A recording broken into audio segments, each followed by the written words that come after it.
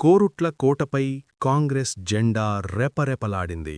హస్తం పార్టీ వేసిన మాస్టర్ ప్లాన్కు విపక్షాలు చిత్తయ్యాయి. హోరాహోరీగా సాగిన పోరులో కాంగ్రెస్ పార్టీ తన జైత్రయాత్రను కొనసాగించింది. కోరుట్ల మున్సిపల్ పీఠాన్ని హస్తం పార్టీ కైవసం చేసుకుంది. కోరుట్ల మున్సిపల్ చైర్మన్గా తిరుమల వసంత, వైస్ చైర్మన్గా మహమ్మద్ షాహెద్ ఉల్ అహద్ బాధ్యతలు చేపట్టబోతున్నారు.